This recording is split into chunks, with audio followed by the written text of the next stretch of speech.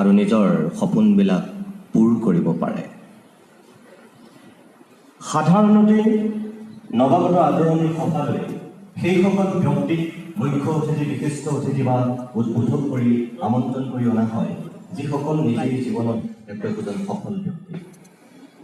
এইকাৰণে তেখেতসকলক মাতি অনা হয় যে তেখেতসকলৰ বৰ্ণিল আৰু বৰ্ণাঢ্য জীৱন পৰিক্ৰমাটোৰ কিছু আভা নতুন ছাত্ৰ ছাত্ৰীসকলৰ আগত যাতে বিলাব পাৰি আৰু তাৰ পৰা তেওঁলোক উদ্বুদ্ধ হৈ অনাগত দিনত জীৱনৰ বাটত তেওঁলোকে যাতে বাট খুলিব পাৰে সেই আশাৰে। সেই দৃষ্টিভংগীৰ ফালৰ পৰা মই মুঠেও সফল ব্যক্তি নহয়। স্নাতকোত্তৰ ছাত্ৰ সন্থাৰ অনুৰোধ ৰক্ষা কৰি মই এইকাৰণেই ডিব্ৰুগড় বিশ্ববিদ্যালয়ৰ নৱাগত আদৰণি সভাৰ উদ্বোধন কৰিবলৈ মাইক্ৰফোনৰ সন্মুখত উপস্থিত হৈছোঁ। মই সেইসকল ছাত্ৰ ছাত্ৰীৰ আগত কথা ক'বলৈ আহিছোঁ যাৰ প্ৰাণ আছে, প্ৰাচুৰ্য আছে, যৌৱন আছে, উন্মাদনা আছে আৰু আছে দুৰ্বাৰ স্বপ্ন, নিজক লৈ, জাতিক লৈ আহিছে। সেই ত্যাগ, সেই স্বপ্ন লৈ ডিব্ৰুগড় বিশ্ববিদ্যালয়ত প্ৰৱেশ কৰিছে। এদিন নিজে মানুহ হ'ব আৰু নিজে মানুহ হোৱাৰ উপৰিও আন 10জনক তেওঁলোকে মানুহ কৰিব। অকল যে আমি পাঠ্যপুথি কেন্দ্ৰিক এটা শিক্ষা ব্যৱস্থাৰ মাজতে নিজকে আবদ্ধ কৰি ৰাখিম তেনেকুৱা নহয়। মই যিসকল ঘৰৰ পৰা প্ৰথমবাৰৰ কাৰণে হয়তো ওলাই আহিছে আৰু কিছুমান হয়তো BA বা BSc পঢ়িবলৈ আহোঁতেই, BCom পঢ়িবলৈ আহোঁতেই তেওঁলোক ঘৰৰ পৰা ওলাই আহিছিল আৰু কোনোবা হয়তো হায়াৰ ছেকেণ্ডেৰী পঢ়িবলৈ যাওঁতেই তেওঁলোক ঘৰৰ পৰা ওলাই গৈছিল। ইয়াত সেই ধৰণৰ ছাত্ৰ ছাত্ৰী ঠাহ খাই আছে। মই তোমালোকে জনা কথা এটাই ক'ব বিচাৰোঁ। মই হয়তো আগতে ইয়াত কৈছোঁ, নাজানো, মই যলৈকে নাযাওঁ কিয় আজিও এই মুহূৰ্তটো এই মাইক্ৰফোনৰ সন্মুখত মই যিটো বস্তু লগত লৈ ফুৰিছোঁ সেই কথাটোকে মই তোমালোকক ক'ব বিচাৰোঁ। জীৱনৰ বাটত যদি তুমি সফল হ'ব বিচাৰিছা তেনেহ'লে বেলেগ একো নালাগে। এই যে আমি নিজৰ জীৱনটো আৰম্ভ কৰোঁ অ আ ক খৰে, এই কৰে আৰম্ভ হোৱা 4টা শব্দ লগত লৈ ফুৰিব লাগে। মই হয়তো ডিব্ৰুগড় বিশ্ববিদ্যালয়ত যদি আগতে কৈছোঁ নাজানো, পাহৰিছোঁ, আৰু যিসকলে নতুনকৈ শুনিব তেওঁলোকৰ কাৰণে হয়তো এটা গুৰুত্ব থাকিব। যিসকলে আগতে শুনিছে তেওঁলোকে হয়তো গুৰুত্বটো আজিৰ দিনত উপলব্ধি কৰিব নোৱাৰিব। কি সেইকেইটা? মই ক'লৈ আহিছোঁ, মই কিয় আহিছোঁ, মই ক'ৰ পৰা আহিছোঁ, মই কাৰ বাবে আহিছোঁ।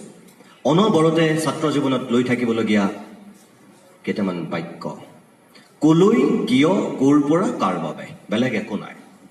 তুমি যলৈকে নোযোৱা কিয় তুমি লগত যদি লৈ ফুৰিব পাৰা যে মই ক'লৈ আহিছোঁ, মই কিয় আহিছোঁ, মই ক'ৰ পৰা আহিছোঁ, মই কাৰ বাবে আহিছোঁ।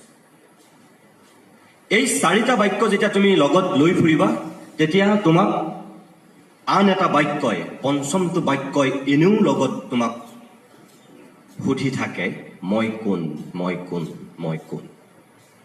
আৰু ইয়াৰ উত্তৰটো যেতিয়া তুমি নিজে দিব পাৰিবা তেতিয়াই তুমি এজন সফল মানুহ হ'বা, বেলেগ একো নাই। কি ছাত্ৰ অৱস্থাৰ পৰা কি মুখ্যমন্ত্ৰীলৈকে যদি তুমি চোৱা, মই ক'লৈ আহিছোঁ এই মুহূৰ্তটো মই লৈ আছোঁ যে মই ডিব্ৰুগড় বিশ্ববিদ্যালয়ৰ নৱাগত আদৰণি সভাত এই প্ৰেক্ষাগৃহত কথা ক'বলৈ আহিছোঁ। মই কাৰ বাবে আহিছোঁ? একাংশ ছাত্ৰ ছাত্ৰীৰ কাৰণে আহিছোঁ আৰু লগে লগে মই মোৰ নিজৰ কাৰণেও আহিছোঁ। মই ক'ৰ পৰা আহিছোঁ? মই গুৱাহাটীৰ পৰা আহিছোঁ। 7টাকৈ টেলিভিছন নিউজ চেনেল আছে। 7টা টেলিভিছন চেনেলৰ ভিতৰত প্ৰতিদিন টাইমৰ মুখ্য সম্পাদক হিচাপে মই ইয়ালৈ আহিছোঁ। গতিকে মোৰ এটা ইয়াত দায়বদ্ধতা আছে।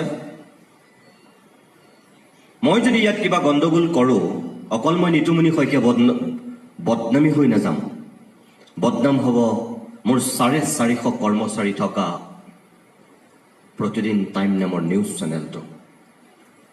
মই কিয় কৈছোঁ তোমালোকক? ডিব্ৰুগড় বিশ্ববিদ্যালয়ৰ হাজাৰ হাজাৰ ছাত্ৰ ছাত্ৰীৰ মাজত কোনোবা এজনে বেয়া কাম কৰে, কোনোবা এজনী ছোৱালীয়ে অসৎ কাম কৰে, কিন্তু বদনাম হৈ যায় গোটেই বিশ্ববিদ্যালয়খনৰ, বদনাম হৈ যায় গোটেই ছাত্ৰ সমাজৰ। কোনে দিলে অধিকাৰ সেই ছাত্ৰগৰাকীক বা সেই ছাত্ৰীগৰাকীক? তুমি এটা ভুল কৰিবা, কিয় বিশ্ববিদ্যালয়খনে তাৰ কুফল ভুগিব লাগে? আমি কিমানে মনত ৰাখোঁ সেই কথাটো। যেতিয়া ঘটনাটো ঘটি যায় তাৰ পিছত আমি অনুতপ্ত হওঁ বা তাৰ পিছত আমাৰ অনুশোচনা আহে, লাভ নাই। ঘটনাটো ঘটাৰ আগত সেই চিন্তাখিনি আমি কৰিব পাৰিব লাগিব। তুমি মনত ৰাখিবা যে তুমি এখন ঘৰৰ পৰা আহিছা, তোমাৰ মা আৰু দেউতাৰ এটা সপোন লৈ তুমি ইয়ালৈ আহিছা, আৰু তাৰ লগে লগে তুমি নিজৰ সপোনটো পূৰ কৰিবলৈ ইয়ালৈ আহিছা। ঘৰখন ক'ত? এখন নিৰ্দিষ্ট গাঁৱত, এটা অঞ্চলত। তুমি যদি ইয়াত বেয়া কাম কৰা, তুমি অকল বদনামী নহবা, লগে লগে বদনামী হ'ব ডিব্ৰুগড় বিশ্ববিদ্যালয়, লগে লগে বদনামী হ'ব তোমাৰ মা আৰু দেউতা আৰু গাঁওখন। কাৰ পুতেক, কাৰ জীয়েক, তেওঁলোকে তোমাক এটা সপোন কৰি পঠিয়াইছিল আৰু তোমালোকে দুঃস্বপ্ন হৈ পেলাই তেওঁলোকক ইয়ালৈ লৈ আহিবা। সেই চিন্তাখিনি আমি সময়ত কৰিব লাগে। মোৰ জ্ঞান আৰু বুদ্ধি উদয় হোৱাৰ পৰা মই এই মুহূৰ্তলৈকে যদি মই মাইক্ৰফোনৰ সন্মুখত কিবা কথা ক'ব পৰা কাৰোবাৰ কাৰণে মানুহ হৈছোঁ, বেলেগ একো গুণ নাই। মই অকল এই কথাখিনিৰ কাৰণেই চাগে হৈছোঁ। মই কলেজত পঢ়োঁতেনেও, মই বিশ্ববিদ্যালয়ত পঢ়োঁতেনেও মই অনবৰত এইকেইটাই লৈ আছিলোঁ। মই সঁচা কথা কৈছোঁ তোমালোকক। মই ভিৰৰ মাজত থাকোঁ, কিন্তু মই সদায় অকলশৰীয়াকৈ থাকোঁ। সকলোৰে লগত মই মিলি থাকোঁ, কিন্তু ক'ব নোৱাৰাকৈ মই পৃথক হৈ থাকোঁ। অৰ্থাৎ তুমি হাজাৰ হাজাৰৰ মাজত থাকা, কিন্তু ক'ৰবাত তুমি নিজকে একক, অনন্য আৰু অদ্বিতীয় কৰি ৰাখিব পাৰিব লাগিবই। সেইটো তুমি নিজে জানিবা, তুমি ক'ত একক, ক'ত অনন্য, ক'ত তুমি অদ্বিতীয়। কোনেও গম পাব নালাগিব, ক'তো বিজ্ঞাপন দিব নালাগে, ক'তো তুমি ৱালত লিখিব নালাগে। তুমি মনৰ মাজত লিখি লোৱা, হৃদয়ত লিখি লোৱা যে মই ক্লাছটোৰ ভিতৰত পৃথক, মই বিশ্ববিদ্যালয়খনৰ ভিতৰত একক, মই সকলোৰে মাজত থাকিও মই অনন্য, মই জিলিকি থাকিম ধ্ৰুৱ তৰাৰ দৰে। সেই চিন্তাটো যেতিয়া তোমাৰ মগজুত থাকিব, তুমি চাবা তুমি এদিন নহয় এদিন তুমি পাৰিবাই। মই দৰং কলেজত পঢ়োঁতেনেও মোৰ ডিপাৰ্টমেণ্টত মই সদায় ভাবোঁ, ছাৰ আৰু বাইদেউৰ দৃষ্টিত মই ক'ত বেলেগ। মোৰ শ্ৰেণীটোৰ কোঠাৰ এই 100জন ছাত্ৰ ছাত্ৰীৰ ভিতৰত মই ক'ত বেলেগ। বাকী হাজাৰ হাজাৰ ছাত্ৰ ছাত্ৰীৰ মাজত আটাইকেইটা ডিপাৰ্টমেণ্টৰ ভিতৰত মোৰ গুৰুত্ব এই কলেজখনত ক'ত বেলেগ। বিশ্ববিদ্যালয়ত পঢ়োঁতেনেও মই সেইখিনি। মই তোমালোকক গৌৰৱেৰে ক'ব পাৰোঁ যে হয়তো সেই চিন্তাটো মোৰ সেই তেতিয়াই আছিল কাৰণেই মোৰ শিক্ষাগুৰুসকলে চাগে মোক ক'ৰবাত সুকীয়াকৈ পাইছিল। আজিও মোৰ বিশ্ববিদ্যালয়ৰ শিক্ষাগুৰুসকলে চাগে সুকীয়াকৈ পাইছিল, আৰু মোক চাগে যিখিনি তেওঁলোকে মৰম দিছিল, যিখিনি মোক ভাল পোৱা দিছিল, আৰু মোৰ ওপৰত যিখিনি আস্থা আৰু বিশ্বাস পোষণ কৰিছিল, মই ভাবোঁ সেই বিশ্বাসৰ, সেই আস্থাৰ মই মূল্য দিবলৈ আজিৰ দিনটোত চেষ্টা কৰিছোঁ। মই তোমালোকক সেইটোৱেই ক'ব বিচাৰোঁ। কোনোবাই হয়তো তোমালোক ফাৰ্ষ্ট ক্লাছ ফাৰ্ষ্ট হ'বলৈ ইয়াত স্বপ্ন লৈ আহিছা, কোনোবাই কিন্তু ইয়াত অকল ফাৰ্ষ্ট ক্লাছ ফাৰ্ষ্ট হ'ম বুলি অহা নাই। আহিছা জীৱনৰ বেলেগ সন্ধান কৰিবৰ কাৰণেও। আমাক ভাল ছাত্ৰ নেতা যি ধৰণে লাগে, আমাক ভাল ৰাজনীতিবিদ যি ধৰণে লাগে, আমাক ভাল সাংবাদিক যি ধৰণে লাগে, আমাক ভাল অভিনেতাও লাগে, আমাক ভাল ক্ৰীড়াবিদো লাগে, আমাক ভাল নাট্যকাৰো লাগে, আমাক ভাল শিক্ষকো লাগে। ইয়াৰ মাজতেই সেই সকলোখিনি মানুহ সোমাই আছে। তোমালোক কোনোবা ইয়াৰ নতুন প্ৰজন্মৰ হয়তো দ্বিতীয়গৰাকী অনুৰাধা শৰ্মা পূজাৰী, অদূৰ ভৱিষ্যতলৈ হয়তো দ্বিতীয়গৰাকী ডক্টৰ নগেন শইকীয়া ছাৰ ইয়াতেই সোমাই আছে। কোনোবা হয়তো জুবিন বা কোনোবা পাপন হয়তো ইয়াতেই সোমাই আছে। মোৰ কথাটো হ'ল যে তোমাক দেউতা আৰু মায়ে অনবৰত পঢ়াৰ কথা ক'ব, ঘৰৰ পৰা তোমাক অনবৰত ফোন কৰি পঢ়িবৰ কাৰণেই কৈ থাকিব, কিন্তু তুমি পঢ়াৰ লগতে তুমি এই দিশখিনিও তুমি আগুৱাই নিব পাৰিব লাগিব এই বয়সত। মনত ৰাখিবা যে বিশ্ববিদ্যালয়লৈ যেতিয়া আহিছা, উচ্চ শিক্ষা গ্ৰহণৰ বাবে যেতিয়া আহিছা, তাৰমানে তুমি এটা পৰ্যায়ত আহিছা। এতিয়া তুমি ক্লাছ 8, 9, 10ৰ পৰিৱেশত নাই তুমি উচ্চতৰ মাধ্যমিক বা স্নাতকৰ পৰ্যায়ত কৰা সেই পৰিৱেশটোত। এতিয়া তুমি পৰিপক্ক, তুমি পঢ়িবলৈ আহিছা। এই যে পঢ়িবলৈ আহিছা, তাৰ লগে লগে তুমি আন কেইটামান পৰে আৰম্ভ হোৱা শব্দৰ এই জীৱনত তুমি মুখামুখি হ'বা। বিশ্ববিদ্যালয়ে পঢ়িবলৈ অহা ছাত্ৰ ছাত্ৰীসকলে প্ৰথমটো পৰে প্ৰভাৱিত হয়। কোনোবা এগৰাকী শিক্ষক, কোনোবা এগৰাকী বন্ধু, তুমি চাবা তুমি কাৰোবাৰ দ্বাৰাই প্ৰভাৱিত হোৱা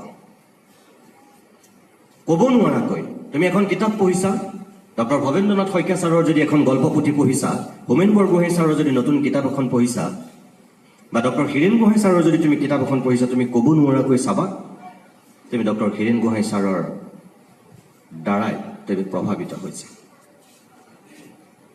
তুমি ক'ব নোৱাৰাকৈ ডক্টৰ ৰঞ্জিত হাজৰিকাৰ দ্বাৰা প্ৰভাৱিত হৈছে তুমি উপাচাৰ্য মহোদয়ৰ দ্বাৰা ক'ব নোৱাৰাকৈ ক'ৰবাত প্ৰভাৱিত হৈছে হবাই কিবা প্ৰকাৰে কোনোবা এগৰাকী শিক্ষক বন্ধু বান্ধৱ কাৰোবাৰ দ্বাৰা প্ৰভাৱিত হবাই দ্বিতীয়টো হৈছে ইয়াত তুমি যিধৰণে প্ৰভাৱিত হোৱা একেদৰে তুমি প্ৰতাৰিতও হোৱা সেই প্ৰতাৰণা তোমাৰ বিভিন্ন দিশত আহিব পাৰে বন্ধু বান্ধৱৰ পৰা আহিব পাৰে আত্মীয় স্বজনৰ পৰা আহিব পাৰে কোনোবা শিক্ষাগুৰুৰ পৰা আহিব পাৰে বিভিন্নজনৰ পৰা আহিব পাৰে তুমি ইয়াত প্ৰবঞ্চনাৰ মুখামুখি হবা ক'ব নোৱাৰাকৈ তোমাক কোনোবাই জালত পেলাই তুমি প্ৰবঞ্চিত হোৱা হবাই তুমি চাবা তুমি মোক ক'ব নালাগে নিজক সুধিবা এই বয়সত তুমি ক'ব নোৱাৰাকৈ কাৰোবাৰ প্ৰেমত পৰা যেটো সঁচা কথা তুমি কলেজ লাইফলৈকে হয়তো তুমি কাৰো প্ৰেমত পৰি পোৱা নাই কিন্তু বিশ্ববিদ্যালয়লৈ অহাৰ পিছত তুমি ক'ব নোৱাৰাকৈ কাৰোবাৰ চাৰি চকুৰ মিলন হৈ যায় কোনোবা কাৰোবাক ভাল লাগে গম নোপোৱাকৈ প্ৰেমত পৰে আৰু পৰৱৰ্তী সময়ত এটা ঘৰৰ তেওঁলোক বাসিন্দা হয় এই বিশ্ববিদ্যালয়তে তেওঁলোকে জীৱনৰ সেই নতুন ইনিংছটো আৰম্ভ কৰে এই পকেইটাৰ প্ৰভাৱ এই বিশ্ববিদ্যালয়ৰ জীৱনত পৰে আৰু নিজক যিসকল ছাত্ৰ ছাত্ৰীয়ে সজাব জানে নিজক লৈ যাবলৈ এই বয়সতে খুব সূক্ষ্মভাৱে চিন্তা কৰিব পাৰে সেইসকল ছাত্ৰ ছাত্ৰীৰ ভৱিষ্যত ভাল হ'বই হ'বই তুমি তাত কোনো প্ৰশ্নবোধক চিনৰ উদয় নহয় কেইজনমান মানুহৰ মই তোমালোকক এই মুহূৰ্তত যদি নামটো লৈ দিওঁ সকলোৱে চিনি পাবা তোমালোকে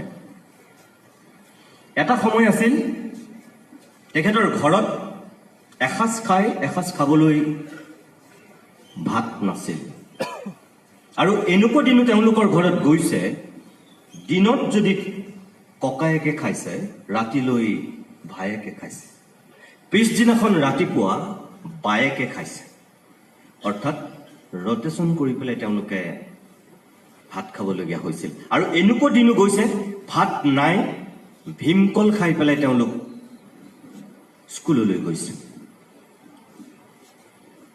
কোনোবা দিনাখন লঘোণেও আছে নেখোৱাকৈ গোটেই দিন ৰাতি লঘোণে আছে কিন্তু তাৰ পিছতো নিজৰ ওপৰত থকা বিশ্বাস আৰু নিজৰ স্বপ্নটোৰ কাৰণে তেনেকুৱা মানুহ আনৰ কাৰণে আদৰ্শ হৈ থিয় দিব পাৰিছে এইখন অসমত তেনেকুৱা মানুহ আছে আজি যদি মই তোমালোকক কওঁ সেই ভীমকল খাই এটা সময়ত স্কুললৈ যোৱা মানুহজন আজি অসমত এক মাহত 6 কোটি দৰমহা দিয়া এজন মানুহ হৈছে আৰু যাৰ অসমত 3খনকৈ চিকিৎসালয় আছে আৰু কলকাতাত এখন চিকিৎসালয় আছে জিএনআৰচিৰ স্বত্বাধিকাৰী ডাক্তৰ নুমল বৰা তেওঁৰ নাম যি ভীমকল খাই পেলাই স্কুললৈ গৈছিল আৰু এসাঁজ খাই এসাঁজ নোখোৱাকৈ আছিল আৰু সেই নুমল বৰা আজি এক মাহত কৰ্মচাৰীক দৰমহা দিয়ে 6 কোটি টকা 6 কোটি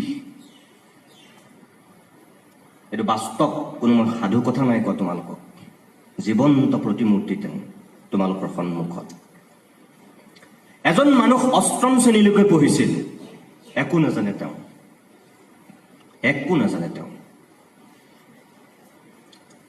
ইংৰাজী কিতাপ জীৱনত পঢ়িয়ে পোৱা নাই কিন্তু তাৰ পিছত জৱাহৰলাল নেহৰুৰ ব্যক্তিগত সচিবে যেতিয়া তেখেতক ক'ৰবাত চিনাকি কৰি দিবলগীয়া হৈছিল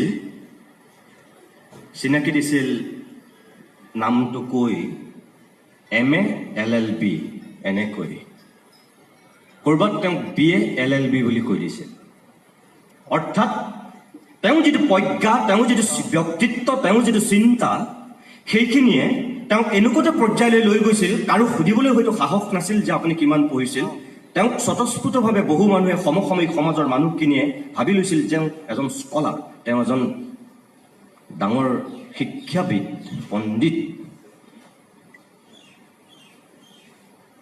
সেই ব্যক্তিগৰাকীৰ অসমৰ জাতীয়তাবাদৰ অন্যতম এগৰাকী নায়ক। মই আকৌ কৈছোঁ, তেওঁ ইংৰাজী কিতাপ পঢ়িয়ে পোৱা নাছিল, পিছত জীৱনত এখন কিবা কিবি পঢ়িছিল, এখন নিজে লিখি থৈ গৈছে। সেই মানুহজনে লিখা কবিতা তোমালোকে আমি বহুতেই পঢ়িছোঁ। তাৰে ভিতৰত এটা হৈছে জাক ডেকাতে জাক, অম্বিকাগিৰি ৰায়চৌধুৰী, যিগৰাকীৰ নাম অসমৰ অন্যতম এগৰাকী জাতীয়তাবাদী নেতা।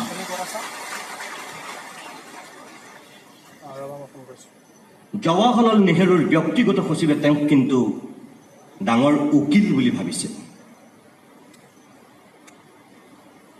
আৰু এজন মানুহ সেইদিনাখনলৈকে অসমৰ মানুহে তেখেতক চিনিয়ে পোৱা নাছিল, গম পোৱা নাছিল। ক্লাছ 7 নে 8লৈকে তেখেত পঢ়িছে। জীৱনত তেওঁ কেতিয়াও বিদেশৰ কোনো কিতাপ পত্ৰ পঢ়ি পোৱা নাই, কোনো তত্ত্বগধুৰ আলোচনী পঢ়ি পোৱা নাই, একো নাজানে তেওঁ। পৃথিৱীৰ ভূ ভাৰস্থ তেওঁ একো নাজানে। 8ম শ্ৰেণীলৈকে পঢ়িছে, হয়, মোৰ মনত পৰিছে।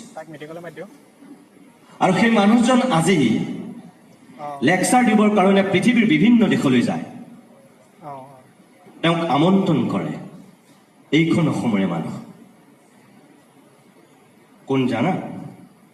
তেওঁক এতিয়া নামটোতকৈ তেওঁক চিনাকি দিয়া হয় অৰণ্য মানৱ যাদৱ পায়েং। ক্লাছ 8লৈকে পঢ়িছিল। তেওঁক লৈ যোৱা হয়, বিভিন্ন বঁটাৰে তেওঁক এতিয়া সন্মানিত কৰা হৈছে, কিন্তু তেওঁ পঢ়িছিল ক্লাছ 8লৈকে। এখন ফটো তোমালোকৰ সকলোৰে চকুৰ আগত অলপ দিনৰ আগত, কি টেলিভিশ্যন কি বাতৰি কাকত সকলোতে দেখিছিলা, এতিয়াও জিলিকি উঠিব মই কোৱাৰ লগে লগে তোমালোকক। আন্না হাজাৰে যেতিয়া অনশন কৰিছিল, সেই অনশন ভংগ যেতিয়া কৰা হৈছিল, কোনে ভংগ কৰিছিল মনত আছেনে? গোটেই দেশজুৰি আলোড়ন লগা দিল্লীত যেতিয়া আন্না হাজাৰে সেই আন্দোলনটো আৰম্ভ কৰিছিল, তোমালোকে মনত পেলোৱা, টুপি পিন্ধা সেই আন্না হাজাৰে নীলা চাৰ্ট পিন্ধা এজন মানুহে জুচ খুৱাই পেলাই সেই অনশন ভংগ কৰিছিল। আন্না হাজাৰে আছিল ভাৰতীয় সেনাবাহিনীৰ এজন গাড়ী চালক, মাত্ৰ গাড়ী চালক। আৰু যিগৰাকীয়ে আন্না হাজাৰেৰ সেই অনশন ভংগ কৰিবৰ কাৰণে এটা সময়ত জুচ খুৱাইছিলগৈ, তেখেত আছিল ভাৰতীয় সেনাবাহিনীৰ প্ৰাক্তন মুৰব্বী VK সিং, এতিয়া মন্ত্ৰী। ভাৰতীয় সেনাৰ মুৰব্বী গৰাকীক এজন ড্ৰাইভাৰে জীৱনত কোনোদিন লগ কৰিব পৰা নাছিল। এনেকুৱা কৰি দিলে যে 1 নম্বৰ মানুহজনে এদিন গৈ জুচ খুৱাই অনশন ভংগ কৰিবলগীয়া পৰিৱেশ হৈছে ইয়াত। আন্না হাজাৰে VK সিঙে অনশন ভংগ কৰাইছিল, তোমালোকে মনত পেলোৱা হয় নে নহয়? আৰু VK সিং কিমান পঢ়া, কিমান শিক্ষিত, আৰু আন্না হাজাৰে কিমান পঢ়া, কিমান কি আছিল। কোনো সাধু কথা নহয়, জীয়া কাহিনী, সঁচা কাহিনী। এতিয়া মই তোমালোকক কম দুগৰাকী নাৰীৰ কথা। সেইদিনাখনলৈকে কোনেও নাজানিছিল আজি তুমি মই কোৱাৰ উপৰিও আনকি ভাৰতবৰ্ষৰ প্ৰধানমন্ত্ৰীৰ মুখত যদি অসমৰ কাৰোবাৰ নাম আখৈ ফুটিছে, দেশৰ বিভিন্ন প্ৰান্তত ৰাজনৈতিক সভাত যদি অসমৰ কাৰোবাৰ নাম দেশৰ প্ৰধানমন্ত্ৰী নৰেন্দ্ৰ মোদীয়ে লৈ আছে, তেনেহ'লে এগৰাকীৰ নাম লৈ আছে, নামটো হৈছে হিমা দাস। হিমাই কিন্তু মেট্ৰিক হায়াৰ ছেকেণ্ডেৰীত ক'ৰবাত ষ্টেণ্ড কৰি পেলাই এনেকৈ উজলি উঠা নাই। হিমাক কিয় আজি চিনি পাইছে, হিমাক কিয় তুমি মই আজি ভাল পাইছোঁ, কিয় আজি বিশ্বই হিমাক লৈ বেলেগ ধৰণে ভাবিবলগীয়া হৈছে? তাৰপিছত যদি মই আৰু এগৰাকীৰ নাম লওঁ, ৰীমা দাস। অসমীয়া চলচ্চিত্ৰক এতিয়া যদি কোনোবাই বাহিৰত এই মুহূৰ্তটো আটাইতকৈ শক্তিশালী ৰূপত বেলেগ ধৰণে প্ৰতিষ্ঠা কৰিব পাৰিছে, কোনগৰাকী নাৰীয়ে পাৰিছে? তুমি নিউয়ৰ্কৰ ফিল্ম ফেষ্টিভেলেই চোৱা, তুমি টৰেণ্টোৰ চোৱা, তুমি টকিঅ' ফিল্ম ফেষ্টিভেললৈকে চোৱা, অসমৰ ৰীমা দাসৰ ছবিয়ে যিটো সন্মান লাভ কৰিছে কোনে পাইছে সেয়া অৰ্থাৎ মই তোমালোকক এই কথাখিনি এই কাৰণেই ক'লোঁ যে পঢ়ি থকাৰ জীৱনত এওঁলোকে খুব চোকা ছাত্ৰ হিচাপে গৱেষক ছাত্ৰ হিচাপে তেওঁলোকৰ তেখেতসকলৰ কোনো তেনেকুৱা সুকীয়া পৰিচয় নাছিল তেওঁলোকৰ বিশ্ববিদ্যালয়ৰ উপাধি বহুতৰ কিন্তু তাৰপিছতো আজি তেওঁলোকক লৈ তুমি মই চিন্তা কৰিবলগীয়া হৈছে কথা পাতিবলগীয়া হৈছে আৰ্টিকল লিখিবলগীয়া হৈছে এইটো এতিয়া যে হৈছে তেনেকুৱা নহয় শংকৰদেৱৰ দিনতো হৈছিল হজৰত মহম্মদৰ দিনতো হৈছিল হজৰত মহম্মদ আনুষ্ঠানিক শিক্ষা গ্ৰহণ কৰিবৰ কাৰণে প্ৰাথমিক বিদ্যালয়লৈও গৈ পোৱা নাই কিন্তু সেই হজৰত মহম্মদক লৈ পৃথিৱীৰ বিখ্যাত বিশ্ববিদ্যালয়ত এতিয়া ডাঙৰ ডাঙৰ পণ্ডিতে গৱেষণা কৰি তৰণি পোৱা নাই সেইজনী হজৰত মহম্মদ শংকৰদেৱৰো কোনো বিশ্ববিদ্যালয়ৰ ডিগ্ৰী নাছিল কিন্তু সেই শংকৰদেৱক লৈ অসমৰ প্ৰত্যেকখন বিশ্ববিদ্যালয়ত এতিয়া গৱেষণা কৰিব লাগে অৰ্থাৎ মানুহৰ চিন্তাই মানুহৰ কৰ্মই মানুহক কৰবাৰ পৰা কৰবালৈ লৈ যায় যিটো তুমি মই ভাবিবই নোৱাৰো আৰু সেইখিনি অকল নিজৰ কাৰণে হয় নিজক যদি মানুহে লৈ যাব জানে নিজক যদি মানুহে বুজি পায় তেনেহ'লে সেই মানুহে জীৱনটো সজাব জানে মোৰ তোমালোকৰ প্ৰতি অনুৰোধ যে ডিব্ৰুগড় বিশ্ববিদ্যালয়লৈ তোমালোক আহিছা অকল খাই বৈ জীয়াই থাকিবৰ কাৰণে এটা ধুনীয়া ধনবান ল'ৰাৰ লগত বিয়া হ'বৰ কাৰণে বা এজনী ধুনীয়া ছোৱালীক জীৱন সংগী কৰি এখন সুখৰ সংসাৰ গঢ়িবৰ কাৰণে ইয়ালৈ আহিব নালাগে মানুহ হিচাপে যিহেতু আমি জন্মগ্ৰহণ কৰিছোঁ গতিকে আমি মানুহ হিচাপে আমাৰ নিজৰ পৰিচয় দিব লাগিব প্ৰত্যেকটো ক্ষেত্ৰতে আমি অকল চৰকাৰলৈ আমি আনলৈ জাতীয় সংগঠনলৈ দায় ঠেলি বা আশা কৰি একো লাভ নাই তুমি ইয়ালৈ আহিছা উচ্চ শিক্ষা গ্ৰহণ কৰিবা নিজৰ জীৱনটোক তুমি জীপাল কৰিবই লাগিব আৰু লগত তুমি নিজৰ ঘৰখনৰ প্ৰতি নিজৰ গাঁওখনৰ প্ৰতি নিজৰ সমাজখনৰ প্ৰতি তোমাৰ এটা দায়িত্ববোধ থাকিবই লাগিব তুমি কিবা কৰ্তব্য পালন কৰিব পাৰিব লাগিবই সেই চিন্তাৰে তুমি উদ্বুদ্ধ কৰিবৰ কাৰণে এইটো আটাইতকৈ উপযুক্ত সময় ইয়াতে তুমি ঠিক কৰিব লাগিব তুমি ভৱিষ্যতলৈ কি হ'বা কি কৰিবা আৰু কি বিলাবা ইয়াতে ঠিক কৰিবা ডিব্ৰুগড় বিশ্ববিদ্যালয়ৰ স্নাতকোত্তৰ ছাত্ৰ সন্থাৰ যেটো পদক্ষেপ মই ডেভিডক বহুত আগতেই চিনি পাওঁ ডিব্ৰুগড় বিশ্ববিদ্যালয়ত যে চিনি পাওঁ তেনেকুৱা নহয় আজি মই এই অনুষ্ঠানটোত মই এটা ঘোষণা কৰিম মই কোনো জ্যোতিষী নহয় মই কোনো ভৱিষ্যৎবাণী কৰা ভৱিষ্যৎদ্ৰষ্টাও নহয় কিন্তু তথাপিও তোমালোকে চাবা এই যে ডেভিড বোলা জেনেৰেল ছেক্ৰেটাৰীজন তোমালোকৰ আছে এদিন অসমৰ সমাজ জীৱনক ডেভিডক সকলোৱে চিনি পোৱা হ'ব পাবা চিনি পাব লাগিবই যদি ডেভিডে ভুল নকৰে এতিয়াৰ যিটো পথত ডেভিড গৈ আছে এদিন ইয়াৰে কোনোবা ছাত্ৰ ছাত্ৰীয়ে ক'ব লাগিব যে নিতুমণি শইকীয়াই 2018 চনৰ নৱাগতৰ আদৰণি সভাত কিন্তু এই ডেভিড হাজৰিকাক লৈ ভৱিষ্যৎবাণী কৰিছিল আৰু আজি সঁচাকৈ ডিব্ৰুগড় বিশ্ববিদ্যালয়ৰ সম্পদ হিচাপে ডেভিড হাজৰিকা অসমৰ সমাজ জীৱনত জিলিকি উঠিছে এনেকৈ ক'ব লাগিবই কাৰণ যাৰ যি প্ৰতিভা আছে তাৰ উমানটো ছাত্ৰ অৱস্থাতেই পোৱা যায় তুমি কি তৰুণ গগৈলৈ মনত পেলোৱা কি সৰ্বানন্দ সোণোৱাললৈ মনত পেলোৱা কি নৰেন্দ্ৰ মোদীলৈ মনত পেলোৱা কি ভূপেন হাজৰিকালৈ মনত পেলোৱা সকলোৰে জীৱনত ছাত্ৰ অৱস্থাতে নিজৰ প্ৰতিভা তেওঁলোকে দেখুৱাইছিল মেট্ৰিক হায়াৰ ছেকেণ্ডেৰীত ষ্টেণ্ড কৰা মানুহবিলাকেহে যে নিজৰ প্ৰতিভা প্ৰদৰ্শন কৰে তেনেকুৱা নহয় সেই প্ৰতিভা কেতিয়াবা নোহোৱাও হৈ যায় কিছুমান মানুহে সেই প্ৰতিভা ধৰি ৰাখিব পাৰে আৰু কিছুমানে সেই প্ৰতিভা মুঠেও ধৰি ৰাখিব নোৱাৰে যোৱা 30 বছৰত যিমানবিলাকে মেট্ৰিক হায়াৰ ছেকেণ্ডেৰীত ষ্টেণ্ড কৰি টপাৰ হৈছে 5 জনৰ নাম যদি মই তোমালোকক সুধো কোনেও ক'ব নোৱাৰা 5 জন টপাৰ হোৱা মেট্ৰিকত হায়াৰ ছেকেণ্ডেৰীত নোৱাৰা তোমালোকে কোনেও ক'ব নোৱাৰা কিন্তু যোৱা 30 বছৰৰ আগৰ মেট্ৰিক হায়াৰ ছেকেণ্ডেৰীত টপাৰ হোৱা বা ষ্টেণ্ড কৰা বহুত মানুহ আজি অসমৰ সমাজ জীৱনত বটবৃক্ষৰ দৰে জিলিকি আছে যিবিলাকৰ নাম তোমালোকে সকলোৱে জানা কি ডক্টৰ হীৰেণ গোহাঁই ছাৰৰ নামেই ল'বা কি ডক্টৰ বীৰেন্দ্ৰনাথ দত্ত ছাৰৰ নামেই ল'বা কি ডক্টৰ অমৰজ্যোতি চৌধুৰী ছাৰৰ নামেই ল'বা নে কি বৰ্তমানৰ সাহিত্য জগতৰ প্ৰাক্তন অসম সাহিত্য সভাৰ প্ৰাক্তন সভাপতি ধ্ৰুৱজ্যোতি বৰাৰ নামেই ল'বা অজস্ৰ মানুহ আছে যে পৰৱৰ্তী সময়ত সঁচাকৈয়ে জিলিকি উঠিছে। মৌচুমী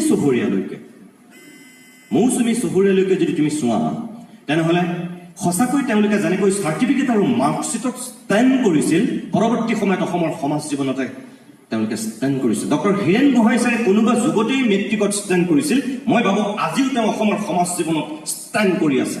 এতিয়াও এই মুহূৰ্তত আমাক লাগে তেনেকুৱা ষ্টেণ্ড কৰা মানুহ, চাৰ্টিফিকেট আৰু মাৰ্কশ্বিটৰ ষ্টেণ্ড কৰি এটা সময়ত নোহোৱা হৈ যোৱা ষ্টেণ্ড কৰা মানুহবিলাক আমাক নালাগে। সঁচা অৰ্থত জাতিৰ কাৰণে, সমাজৰ কাৰণে, দেশৰ কাৰণে যিবিলাকে কাম কৰি পেলাই অলপ হ'লেও উজলি উঠিব, কিবা এটা সেৱাৰ মনোভাৱেৰে কিবা এটা কৰিব, তেনেকুৱা ষ্টেণ্ড কৰা মানুহ লাগে। তোমালোকে ফাৰ্ষ্ট ক্লাছ ফাৰ্ষ্ট বহুত হ'বা, মই জানো। অকল চাৰ্টিফিকেট আৰু মাৰ্কশ্বিটত ফাৰ্ষ্ট ক্লাছ ফাৰ্ষ্ট হ'ব নালাগে। সকলোৱে মনত ৰখাকে তুমি ফাৰ্ষ্ট ক্লাছ ফাৰ্ষ্ট হোৱা সকলোতে, সেইটো তোমাৰ কৃতিত্ব। সেই মানসিকতাৰে যদি তুমি কাম কৰিব পাৰা, তেতিয়াহ'লে উচ্চ শিক্ষা গ্ৰহণৰ সাৰ্থকতা থাকিব। মই ছাত্ৰ ছাত্ৰীৰ আগত কথা ক'বলৈ পালে মই কৈ থাকিব পাৰোঁ, কিন্তু মই এতিয়া যাবগৈ লাগিব। মোৰ 2টা বজাত ফ্লাইট আছে। শেষত ডিব্ৰুগড় বিশ্ববিদ্যালয়ৰ স্নাতকোত্তৰ ছাত্ৰ সন্থাই যিবিলাক শেহতীয়াকৈ এই বিশ্ববিদ্যালয়খনত পদক্ষেপ লৈছে, উত্তৰণ গোস্বামী, ডেভিড হাজৰিকাহঁতৰ নেতৃত্বত, মই তেওঁলোকৰ সেই প্ৰচেষ্টাক ধন্যবাদ জনাইছোঁ আৰু লগতে শলাগ লৈছোঁ। বিশেষকৈ ছাত্ৰীসকলৰ সমস্যাৰ কাৰণেও যে তেওঁলোকে কিছু দৃষ্টি নিবদ্ধ কৰিছে, এই চেনিটেৰী পেড ইয়াত ডিছপ্লে কৰাৰ ক্ষেত্ৰত বা আপোনালোকক বিতৰণ কৰাৰ ক্ষেত্ৰত যিটো ভূমিকা তেওঁলোকে গ্ৰহণ কৰিছে, এনেকুৱা নতুন চিন্তাৰে কিছু কাম ছাত্ৰ অৱস্থাটো কৰিবলৈ সাহস কৰিব লাগে বা কৰিবলৈ নিজক সাজু কৰিব লাগে। তেনেধৰণে যিখিনি ইয়াত নতুনত্বৰ কাম স্নাতকোত্তৰ ছাত্ৰ সন্থাই কৰিছে, তাৰ কাৰণে তেওঁলোকক মই ধন্যবাদ জনাইছোঁ আৰু শুভেচ্ছা জনাইছোঁ। অনাগত দিনত ছাত্ৰ সমাজৰ লগতে বিশ্ববিদ্যালয়খনৰ সামগ্ৰিক উত্তৰণৰ স্বাৰ্থত ডিব্ৰুগড় বিশ্ববিদ্যালয়ৰ ছাত্ৰ সমাজে বলিষ্ঠ নেতৃত্ব দিব আৰু অসমৰ সমাজ জীৱনক আগুৱাই নিয়াত সহায় কৰিব। সেই আশাৰে প্ৰত্যেকগৰাকী নৱাগত ছাত্ৰ ছাত্ৰীক পুনৰবাৰ মই শুভেচ্ছা জনাইছোঁ। সকলোৰে সপোনবিলাক পূৰ হওক। ধন্যবাদ।